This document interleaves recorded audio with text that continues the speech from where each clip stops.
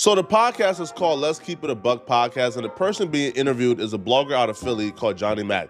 Now, the reason for this interview is because Johnny Mac has an ongoing feud with Oschino, and a particular artist exposed them for taking his money and not posting his content. I have to walk you through one of the most uncomfortable podcast interviews I have watched in a long time. It started as a conversation, turned into an argument, and then came dangerously close to becoming a situation where someone could have been seriously hurt. All of this happened over ego, emotions, and a disagreement that should have been handled privately. The podcast in question is called Let's Keep It a Buck. They brought on a Philly blogger named Johnny Mac, who has been involved in drama online for weeks. An artist accused him of taking promo money and refusing to post the content. And the reason he refused to post it was because the song featured someone he considers an enemy, a man named Oschino. Once the artist posted the screenshots and messages, the internet started calling Johnny a fraud, saying he was flawed, and criticizing his reputation. The platform invited Johnny onto the podcast to clear things up. At least, that was the intention on the surface. The moment the interview began, it did not feel like a neutral conversation. The first thing the host said was that they were sitting in the middle of the projects. They were filming outdoors, surrounded by buildings, in what looked like a quiet but run-down courtyard. That detail becomes important later because this was Johnny Mac's home turf. This was his environment. Being in his neighborhood gave him confidence. Because, the artist had a song with Oschino.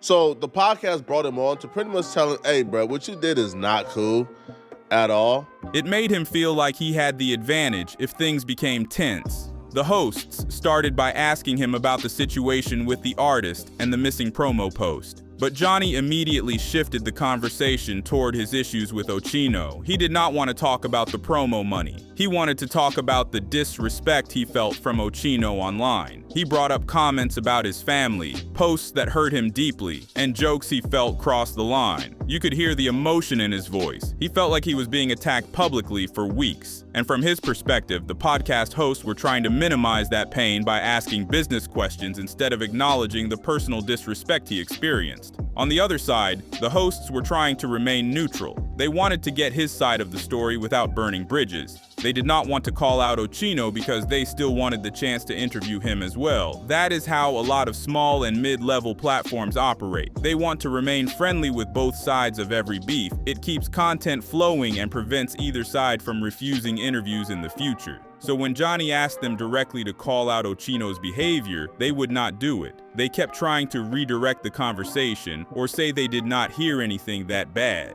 They were trying to play the middle, which made Johnny feel like they were choosing the other side. That is where the tension started. Johnny felt attacked. The hosts felt like they were being pressured to pick a side, and neither group understood where the other was coming from. This dirtball, Johnny Mac. Now, I'm gonna play the message for y'all. Oh, I can't.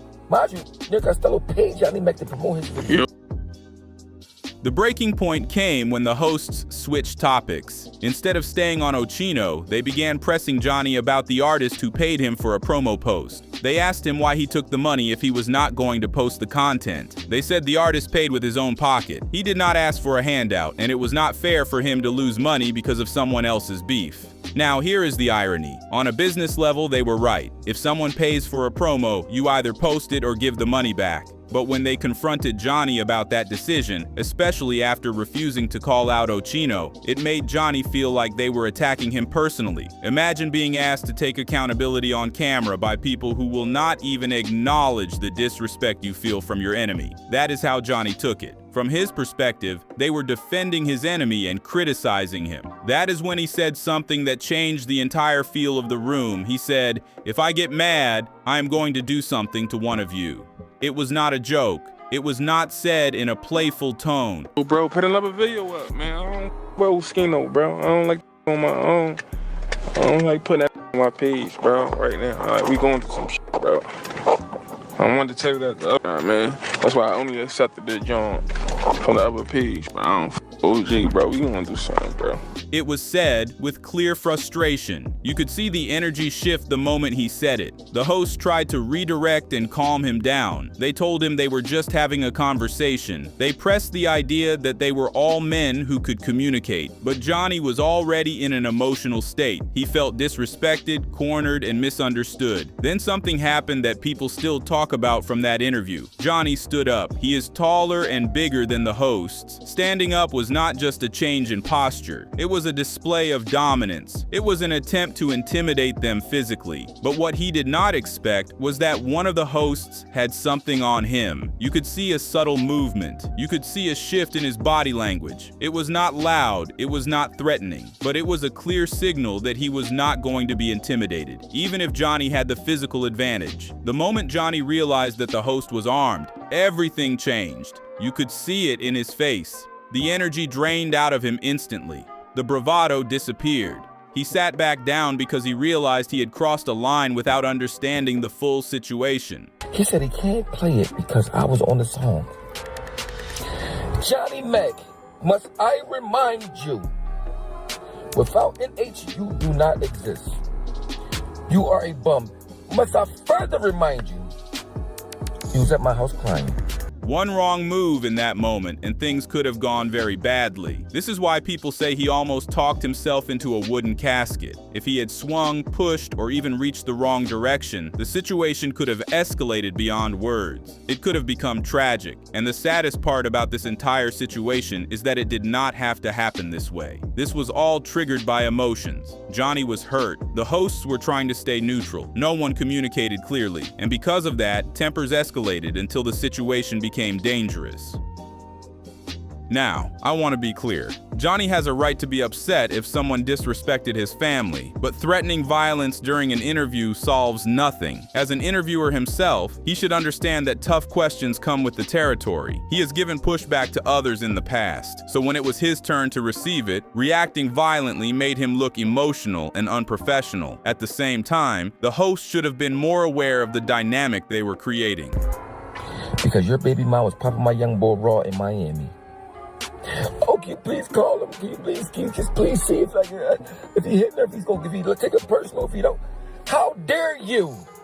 You cannot downplay one man's pain while holding him accountable for something else in the same breath. Communication matters, timing matters, tone matters. But the biggest lesson here is simple. The internet can trick you into acting out of character. It can push your emotions to the surface. It can convince you that you need to prove something in front of an audience. And if you are not careful, you can make a decision that follows you for the rest of your life. This situation went too far over something that should have been handled off camera. The artist could have gotten a refund. The discussion about Oschino could have happened privately. The podcast did not need to be shot in the middle of the projects. Every choice leading up to this moment made things worse. So now I want to ask you this. Whose side do you think was out of line? Do you think Johnny had a right to be that emotional? Do you think the hosts pushed him in the wrong way? Do you think everyone involved was more focused on content than communication? I am interested in your thoughts, because this type of situation is becoming more common. People are mixing street emotions with internet platforms. But those two worlds do not blend well.